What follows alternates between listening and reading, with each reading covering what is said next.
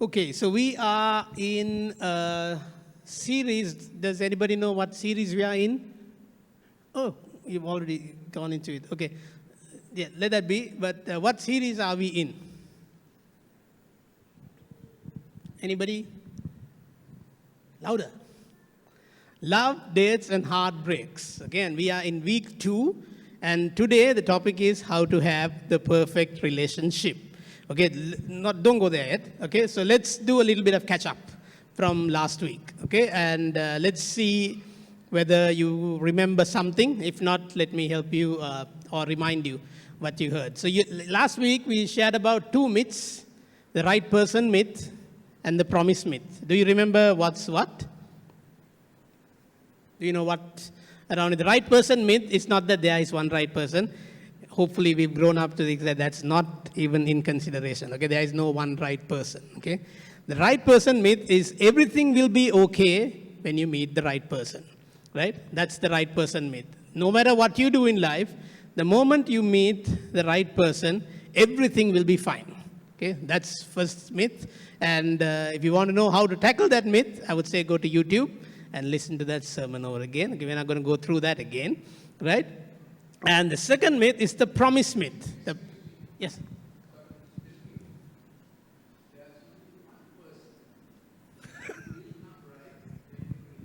That's right. Okay. That's an immediate correction there. Okay, that's not the one person that I was talking about, but yeah, you got your clarification there. The promise myth is that promise replaces preparation, right? Which means you don't need to prepare for relationship. You can just promise your way through it. Example, I think what we said was easiest example to explain this would be athletes. You can't just promise your way into the team. You have to work your way into the team, right? If you played in a team, if you played maybe in workplace, you can't promise your way into career growth. You have to perform. You have to work and show. And the takeout was following Jesus not only makes you better as a person, but it makes you better as life, because we ought to love each other as Jesus has loved you. So that's from John 15:12, right? Okay, all of that is catch up from last week. Let's go into this week. Now is when she's supposed to do that, okay? And what should a perfect relationship have? So you can scan that QR code and put in your answers. If you're weary about scanning QR codes, don't worry. Shalom will drop a WhatsApp onto your Brookside family group, right? And you can use that and fill in your answers. You can fill in multiple answers, right? I'll ask you to keep it short because the output is a word blob, right? If you put too many characters, it kind of throws the balance away, right? If you're still weary, if you're not in the WhatsApp family group, this is a good opportunity to get yourself added into it, right? And if you still don't want it, just get the other person's phone next to you and just put it in, because there is no, we're not tracking any names here, right? All we need is some input from you. What should a perfect relationship have? Don't write an essay, try to keep it small. Just if it's one word, perfect. At most, I would say 2 words, right? Key in something, put in something. If you want to help out maybe your parent, somebody who is, who's not that tech savvy, just maybe pass your phone around and help them also to put some answers in. And let's see what you think. Okay? Maybe about a minute more. Let me see. Okay, I can see how many answers we've got.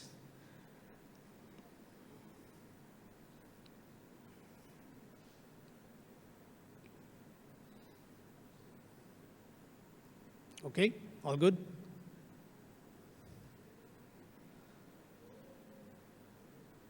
Okay, maybe let's give 1 more minute.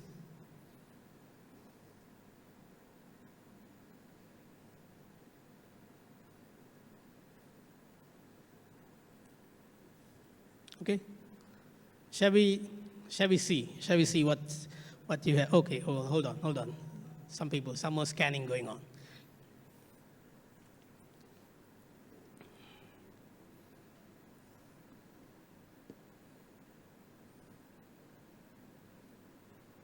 Oh, nice. 28 votes, that's nice. the voting time, isn't it? It's a year of voting, and yeah, we're trying to keep it, trying to give you some practice here.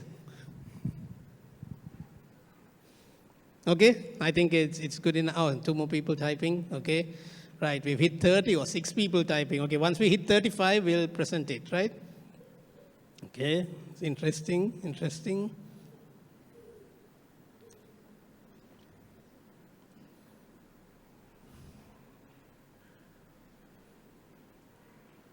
Okay, 10, 9, 8, fast, 7, 6, 5, 4, the 2 people who are typing, 3, soon, 2, 1, done.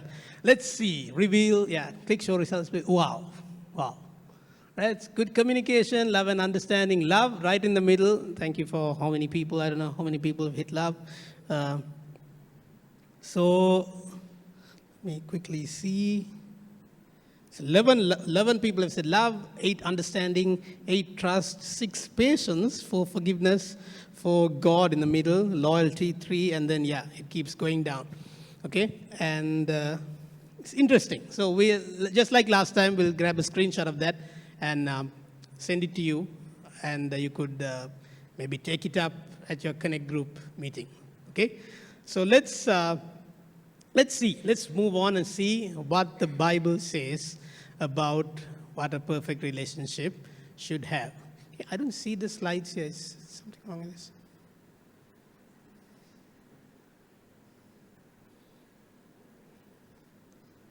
Okay, it's okay. Let's move on. People are still typing. Okay, now let's pause. Let's put your phones away. Okay, and I will give you the final result. If you come up with something, keep typing. No problem. We'll keep the link open and we'll share the result with you later. Okay, and let's now focus on the word. Okay, let's go back to the slide and let's read. Maybe the ones who have, yes, nice, thank you. 1 Corinthians 13, the chapter about love. Okay. And we're just going to look at just 4 verses. 1 Corinthians 13, 4 to 7. If we can bring that up. 1 Corinthians 13, 4 to 7. Yeah, keep going. All right. Next one. Yeah, okay. Okay, if you can read it with me. 1, 2, 3. Let's go. Love suffers long and is kind. Love does not envy, love does not parade itself, is not puffed up, does not behave rudely, does not seek its own, is not provoked, thinks no evil, does not rejoice in iniquity, but rejoices in the truth, bears all things, believes all things, hopes all things, and endures all things. Right? Let's read it from the NIV also. The next slide. Yes. Love is patient, love is kind. It does not envy, it does not boast, it is not proud, it does not dishonor others, it is not self-seeking, it is not easily angered, it keeps no record of wrongs. Love does not delight in evil, but rejoices with the truth. It always protects, always trusts, always hopes, and always perseveres. Okay, this is what love ought to be. Easier said than done, right? And if you really read through the Bible, if you read the first 3 verses, it kind of sets the bar of where love ranks against, sometimes things that even if you talk language of the angels, right? If you don't have love, where you are. It kind of puts love in perspective on, certain things that we might value over. Just, Paul says, love is the absolute. You can have all of these things, but if you don't have love, you're absolutely nothing. You're sounding like a sounding gong and, things like that. You can read the entire chapter. It's a beautiful chapter. And, okay, so we're going to go on, okay? Question, show of hands. Show of hands. How many people are currently dating? Awkward, huh? It's like, oh, no, don't ask me this. My parents don't know about this. Why are you asking me this? That's it. Okay, I just saw one hand going up. Okay, are you sure? I'm going to give you a little bit more time. Okay, again, how many of you are currently dating? What are the married people doing? Why is the hands down? Why is it the norm that as soon as you get married, you just stop dating. I'm telling to myself also. If not, I'm going to get looks. I'm telling to myself also, okay? Married people, continue to date your spouse, right? Find time. It's hard. It's not easy. But it is something to be done. And I think once you do it, and once you find the time for it, you will know why, right? And, dating or courting is generally, what is it? It's practice time, to make yourself a better person. Modern day, so currently, it's even stretched to the extent of even, physical intimacy during the dating time. And it says in the name of checking if they are, quote unquote, compatible, right?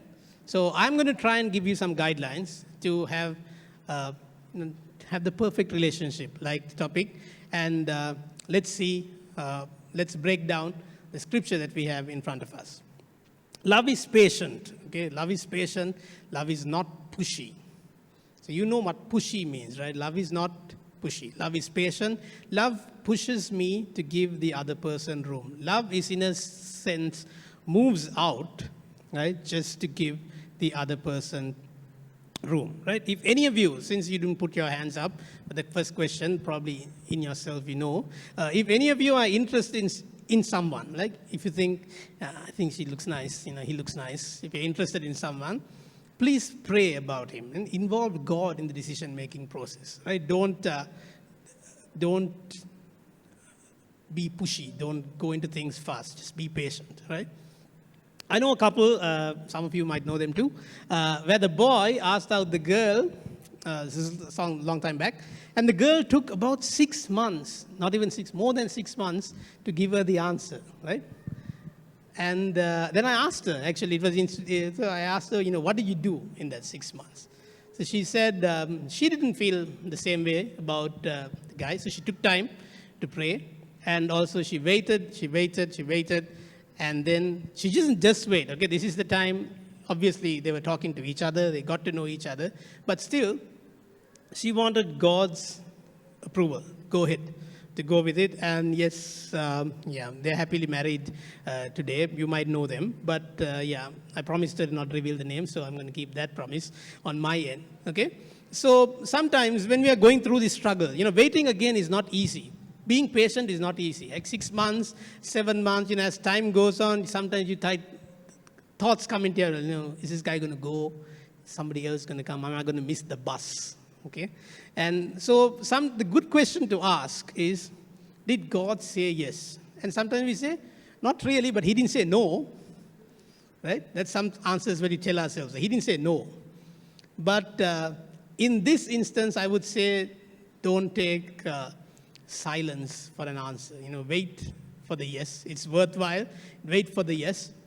And I would also maybe go an extra step and say, involve at least two more people that you trust, who have your best interest in their hearts, to pray alongside you during this time of you making this decision, right? Involve them and ask them, and periodically ask them if God has said anything about this to them, right? Because sometimes we are looking for an answer and we shut out our ear for any answer but that answer. But then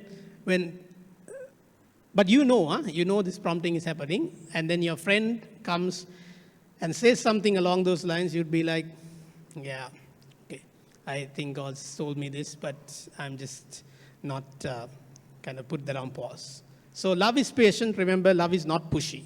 Okay, we're going to go through it fast. Love is kind and does not envy, does not boast, it is not proud.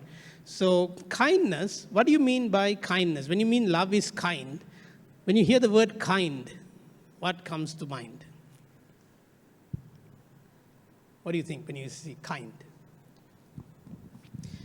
Kindness is loaning somebody your strength, then reminding them of their weakness. Okay? Kindness is loaning somebody your strength, something that you're good at, then reminding them of what they're bad at. Okay? And if you look at Jesus, how he treats the weak, how he treats the downtrodden people, the people who are not recognized in society, he treats them with empathy, he treats them with love. Right? I don't know if you've seen this series called The Chosen. right? I haven't seen it for myself, the entirety, but I've seen snippets of it on YouTube. You could see how much time they've taken to craft every scene. So I've watched probably maybe 3 or 4 or 5 different types of Jesus movies, which is probably about 2.5 hours, 3 hours at most.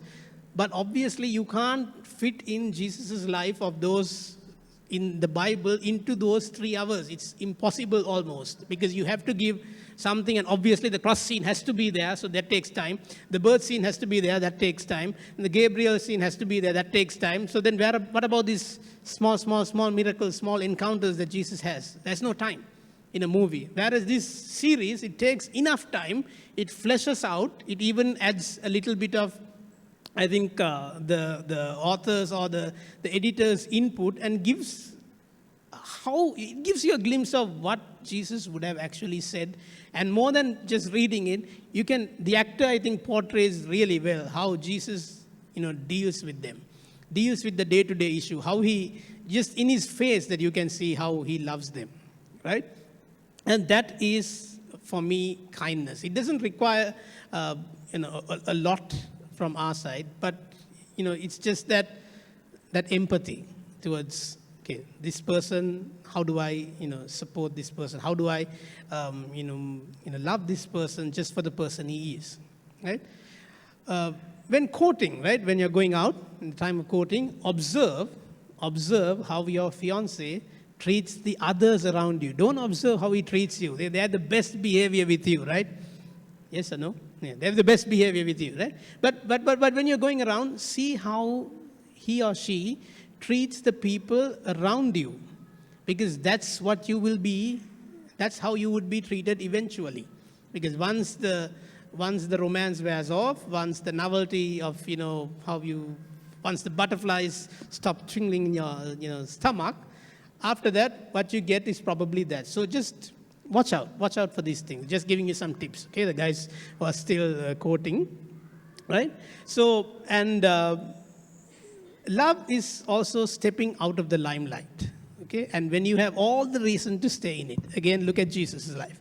He had all the reason to stay in the limelight, he just steps behind just to give us that space.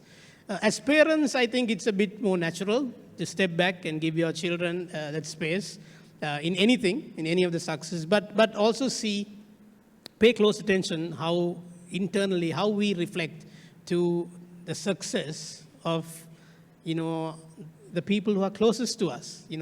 Are we celebrating their success, or is there a little bit of envy that steps in and says, how does he get it all the time and I don't get it? Little thoughts, sometimes it comes in, and probably need to stop it right and plug it out in the root, because if you let it be, it grows into something, unbelievable. So, and also when you're quoting, again, a little bit tip. So when you're having a conversation, like this boy and girl I spoke about over 8 months, 6+ months, they were having this conversation. So when you're having a conversation, see, what is the conversation about? Is it always about one person? Is it always about you? Is it always about, is it back and forth, or is it just always one way? Little things to go on, right? So that's a little bit of just dwelling in the scripture, because even though the title is Perfect Relationships, I'm going to base it around romantic relationships and marriage, but that doesn't mean that there is no takeout for the people, who are single, or the young ones who are not there yet. Just as Uncle Lalit said last week, it's not your time yet, but there's still definitely a takeout. And if you want to take down notes for future, please do, right? We're going to go into what perfect relationships should have, the 3 points that I'm going to share, right? And then the word block. So if we move on to the next slide, perfect relationships should have, hard work, okay, 3 H's to remember easily. It should have hard work, it should have honor, it should have honesty, okay? And let's go in one by one, let's break it. Hard work, okay, what is hard work?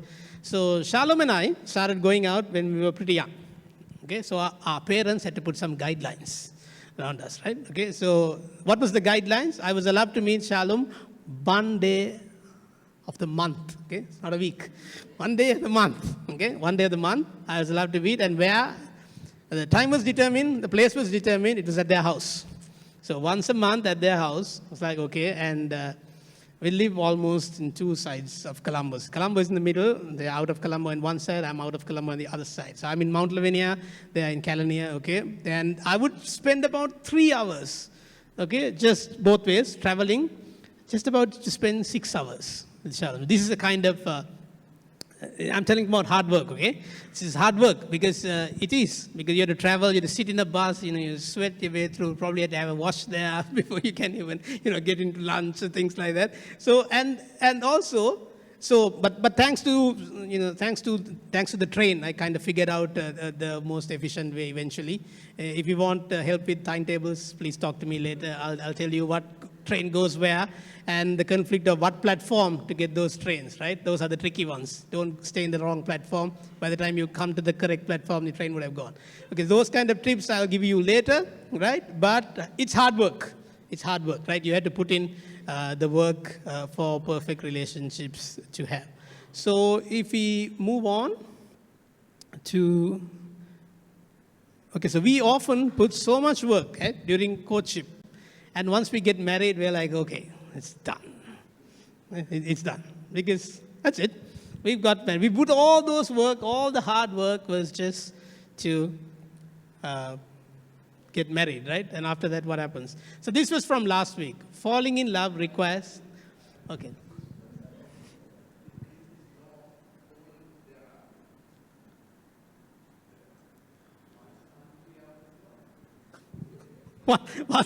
Once a month, okay? Okay, you can't take it literally, right? Because we were, again, the disclaimer was at the beginning of the sentence, we were young. So our parents had to give our guidelines for us, right? So probably you guys are old enough, you can have your own guidelines, but then talk to your parents, they'll always know better, right? Okay, so this is from last week. Falling in love requires only an impulse, but staying in love requires much more. And hard work is definitely one of them. Okay, staying in love doesn't come easy, right? You need to put in your work, right? And just as I said, sometimes as soon as we get married, we get all comfortable, like, okay, it's done, deal. Okay, now death do us part, right? Now let's deal with it when death comes, right? So that's sometimes what we've said. But if you've been to wedding ceremonies, what is your favorite part in a wedding ceremony? I'll tell you mine, but I'm asking you, what is yours? Mine is not eating, by the way. If you're thinking something, my eating part is not my favorite, okay? Well, I'll get to my favorite, but think what your favorite is. For me, the favorite part of a wedding ceremony is the exchange of the vows, right? As nowadays they've modernized it. You can probably come up with your own vows, but I'm a bit old school. I like the old traditional vows, right? And it's nice. It's something magical about that same words we probably heard so many times. But when two people in love hold their hands, look at each other's eyes, and repeat those words, there is something magical, something beautiful in those words when they're exchanged, right? And they're making a vow, making a promise in presence of all the witnesses, all their loved ones, and they are in it saying that this is for the long haul, till death do us part, right? So let's move on to the next one. So just what I said, marriage is not the destination, it's only the beginning, right? The ones who are getting excited about marriage is just the start. It's just the start. It's not the end. It's just the start. The ones who are married, celebrate is just the start. It's still in the beginning of the journey, and there's so much more to go. Okay, and this is also from last week. Because part of the vows is saying "I do," right? Priest repeat some word and just ask you, are you going to take this person to be a wife, lawful wedded wife, and you say, yeah, I do, right? So this is from last week. Saying I do doesn't make you capable. Right? It only makes you accountable. And when you are accountable and not capable, it makes you miserable. Right? This is from last week. Okay? So saying I do is very easy. Keeping I do is very hard. Right? So that's when you're just accountable in presence of all the witnesses there. You're saying, okay, I do. You don't say I try, right? You say I do. Yeah, but it's hard. And then hard work is definitely one of them. right? So so the invitees, they celebrate with you, they go back home, the parents, they step back and make space for you, the new family unit, and the couple to start their own journey, right? No two people are the same.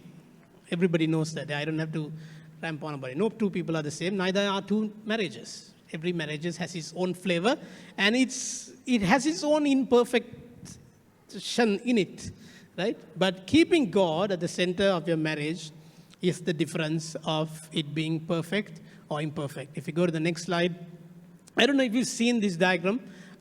This is a diagram that we generally use in marriage counseling. So it's God at the top of a triangle, right? You can probably copy this down, and the guys, if you're married, probably just put your names on either side. If you're going out, do the same. If you're not, just fill in your name. Don't fill in the other. So this is the triangle, what we say. So how does a perfect relationship have? And how does having God there make it perfect? It's pretty simple in a way if you look at it, but it's, again, not easy. It's hard work, right?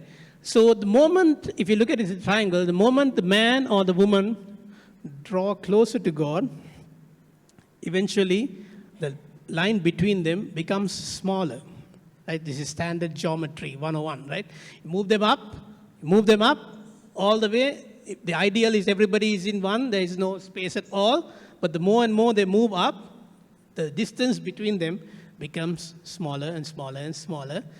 And if they go right up, it's non-existent, there's no space at all. So it's easy again to explain in an image, so that I put an image there. But again, it requires hard work, right? It requires hard work to move. The guy to go up there, it takes hard work. And the woman to go up there, it takes hard work. And you can't come this way and, hey, what are you doing there? You're supposed to go there. You can't do that, right? Individually, they need to make their journey up to God. You can't push, you can't pull. The only thing you can do is you can go there. That's all you can do. So when you say it like that, it makes it like, oh my God. And look at your faces. It's like, no. So when you say the vows, right? So you probably remember the vows. But it's easy to stay married in the richer, in the healthy, and in the better. But it's always hard when the worst kicks in, when the sickness kicks in, when the poor kicks in. That's where normal relationships fail. That's where you have God. And to be honest, you need to have those tough times, because if not for tough times, it doesn't make your marriage stronger. Tough times make you stronger. Easy times make you comfortable. Tough times make you stronger. But you need God to help you through the tough times. Okay, hard work. Okay, we're going to move to the next one. Honor. If you go to the next one, honor. Okay. What does honor mean? How do I explain honor? Right. So have you ever gone to a shop? I think all of you people go shopping. Have you ever gone to a shop and picked up something that you really like? And if you move to the next slide, and seen something and look at the price and say, oh my goodness, what's this? Have you ever realized that? Is it made out of gold or something? Am I missing here? You're probably turning it around, shaking it around, right? And sometimes you wonder if you're missing something. How is this worth this?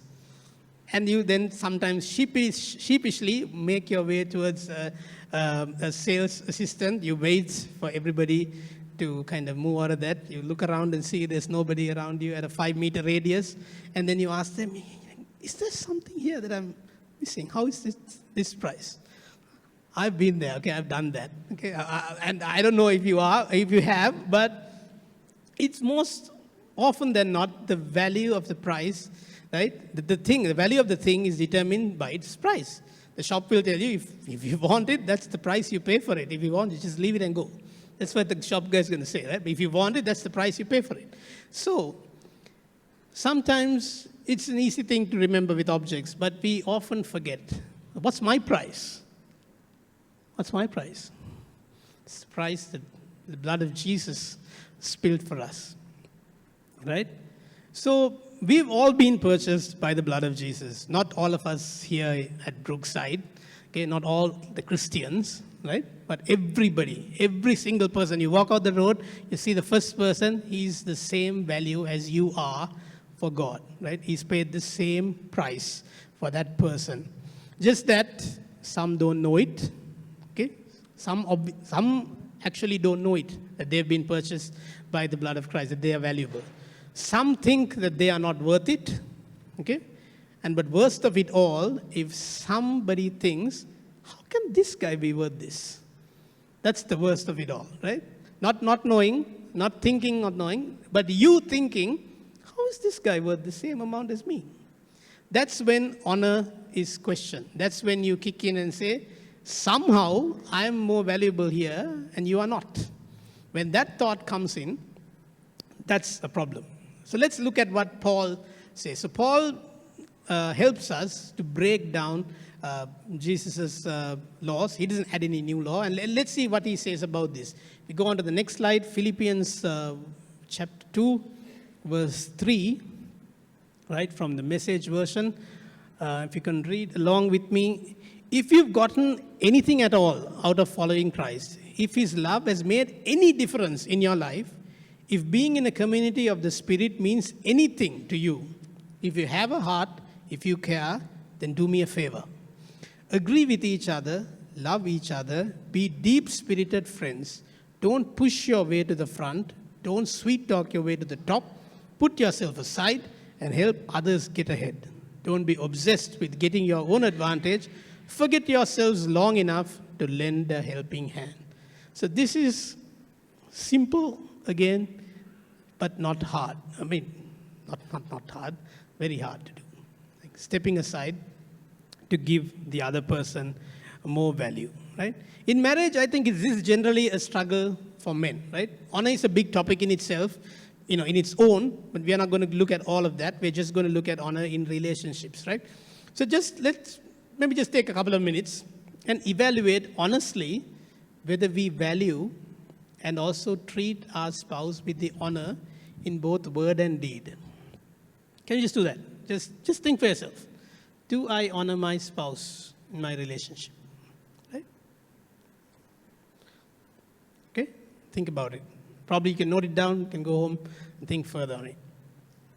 So for the guys, the men, honoring your wife and girlfriend, fiancé, is to keep the spotlight on her. Okay?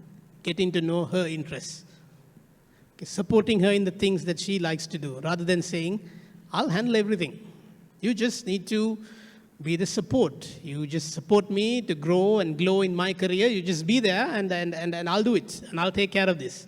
This is not honor. Right? Honor is you getting to know the other person, getting to know your spouse and see how can you help her shine. If I do well, we all do well, right? That's probably the talk at home. If I do well, all of you do well. If your husband does well, everybody. But wrong. If both of you do well, that's when your house does well. Yeah? You honor your spouse the way it's natural that you honor your spouse the way that you've seen honor from your parents. That's where you learn honor. Like you've seen how your parents honor each other. That's generally how you would honor your spouse. And mind you, your kids are going to honor the same way that they've seen honor from you. Now, this is probably a dilution game that always works again. It's like Chinese whispers, right? Something gets diluted over time. It's not going to be the same way that God intended honor to be. That's why you have to see how Jesus does things. You have to look back to him and see. That's why you need to look at Jesus and learn honor from him, because the Jesus way challenges the status quo of the world any day, right? And if it's challenging your status quo, how you are honoring, if it challenges you, then you've got work to do. Okay? So think of it. Think how honor is in your relationship and think how we could work at it. And because honoring requires humility.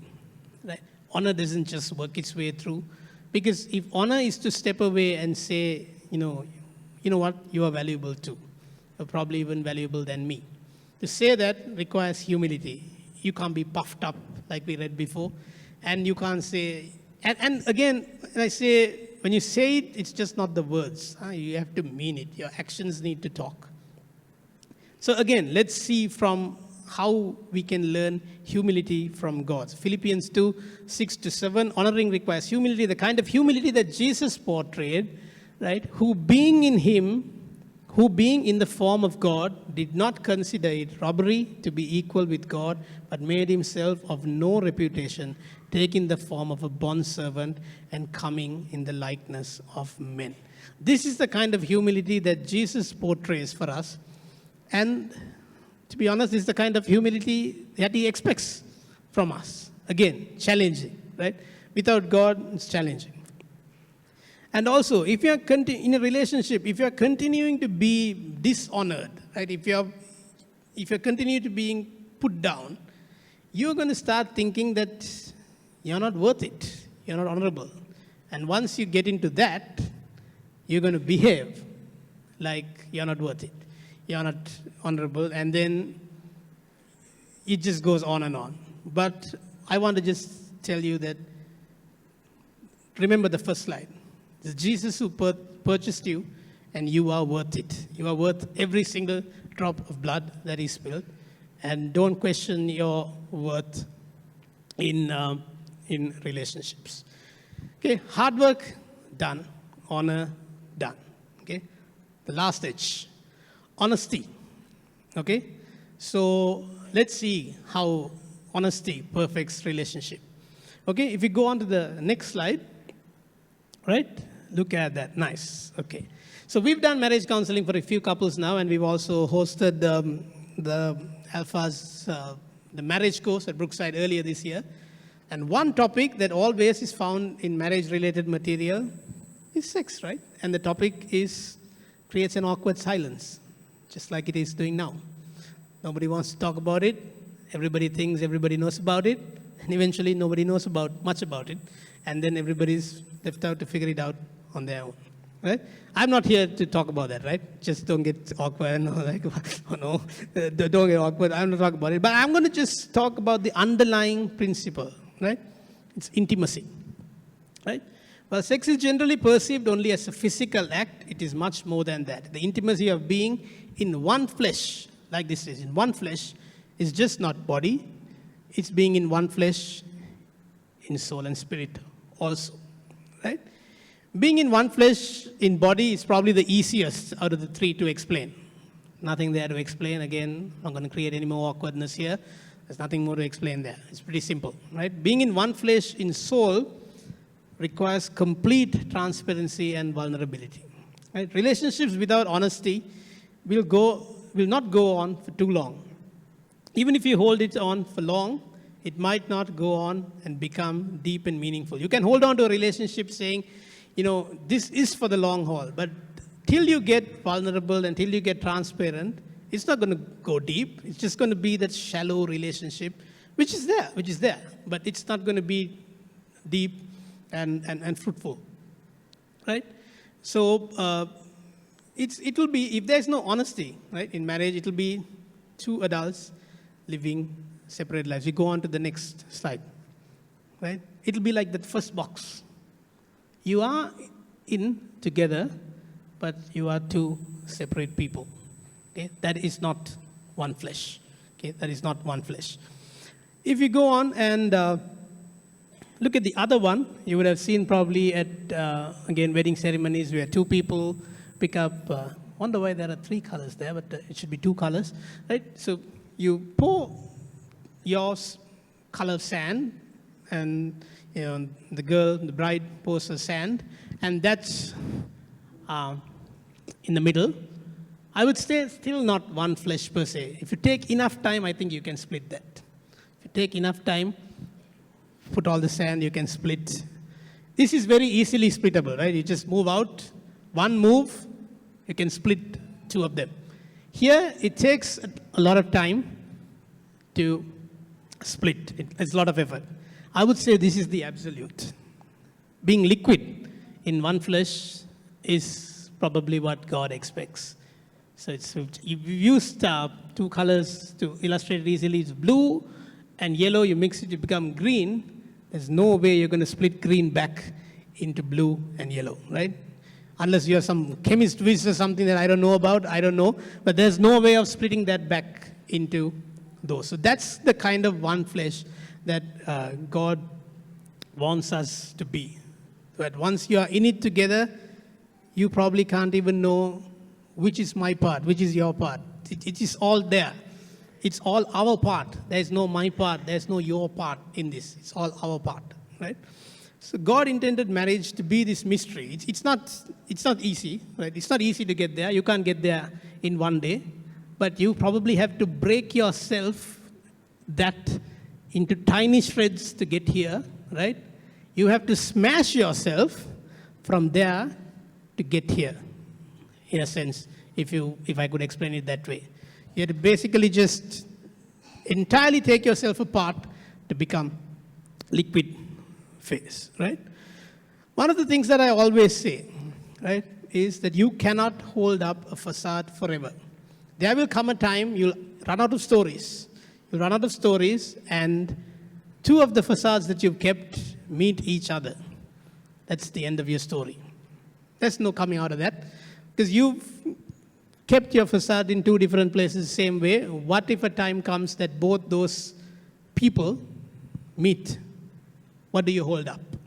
One stands, one fails, right? That'll be the end of it. So it's not easy, but it's the honesty that requires in a relationship. I've shared this before, but I don't know if you remember. So during the time Shalom and I were going out, we're getting to know each other, and she asked me a question one day over a phone call. And it took me by surprise. There was a pause. I could have lied to her at that time, but I didn't. I would have lied and easily gotten away with that. I'd be like, how is she going to figure this out? I mean, like, she doesn't know. She just asked a question. But I was honest. I answered, and she just left the phone on me. And I was like, oh no, what have I done to myself? Have I just this thing? But she messaged me back and said, you know what? I love you more. So I think the answer that she expected, or the answer that I gave, probably would have just shattered her, right? Because that's not what she expected. She expected me to be this, this perfect guy. And I just told her that I'm not. I'm just like any other person. And that would have just broken her trust. But I think that's when we go. That's where Jesus steps in. In our brokenness, Jesus steps in and he mends it together. If we go on to the next slide. I don't know if you've seen this. Uncle Roshan, I think, prophesied to Auntie Romy about this yesterday. This is what you call a kintsugi art. It's kintsugi pottery, right? They take a vessel, they break it intentionally, and put it back together, but pasting it with gold. Right? We put two people there. That's for you, yourself, and this is for you who are in a relationship, right? How can something broken be valuable than the original state? This good example, kintsugi. You buy a pot for some price. You break it, you mold it with gold, it's worth so much more. So the next time you think, how can broken me be worth anything? Think of this image, kintsugi, right? So it pays back to the extent of it's valuable. And if you look at this picture, it's probably two pots for all you know, right? It pays in so well to see that it looks like even one. So that's Jesus' work. It's not our work. We can't do this. We cannot do this. Even in your lifetime, you cannot do this. Don't take it up on you. You cannot do what he can do. So let him do what he can do. So we're winding up. Okay, so we're done with hard work. We're done with honor. We're done with honesty. So Jesus is the best coach, right? He slows down for us. He comes down to the level where we are and builds up. If you've been a parent, if you've gone to some coaching class of your kids and you're sitting by the sideline, have you ever wondered, what is coach? Does he even know anything? He's just keeping my kid just in, water or whatever pool. It doesn't look like this guy knows much. But that's what a coach does. He plays down, he doesn't show off, he comes down to the level of where you are. And then once you are better, then you see the coach, slowly picking up. That's why he's the coach, right? He helps us at the level we are. And nothing and nowhere is too low for him to stoop down to. He asks us to come as we are, and he meets us there. I don't know if much of you know, I cannot swim for toffees, right? I cannot. I can swim for toffees, so I'll just stay away from the deep end, or let me admit it, I'll probably go with the gutter or something like that. I'll try to keep myself away. But do you think if I'm just seated by the pool, and if I see any of my kids jump into the deep end, do you think I'm going to just wait there and just, call, lifeguard, come? I'm not going to think, I'm going to jump. Right? I don't care what happens, I'm going to jump. And me, being the earthly father, just like God says, if you can do that, what would Jesus do? Right? So if you look at the conclusion, right? So what would Jesus do for each and every child that he spilled his blood? If you are pursuing a relationship which requires you to be private about it, or it requires some immediate action on your side, to an extent that you are not comfortable, be cautious, because love is patient. Love is not pushy.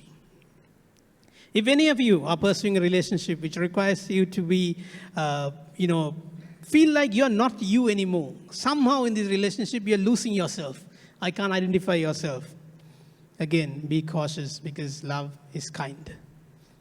And if you are pursuing a relationship where you feel like you cannot celebrate your wins, because what if he gets offended? What if she gets offended? I can't tell this. To remember that love does not envy. Right?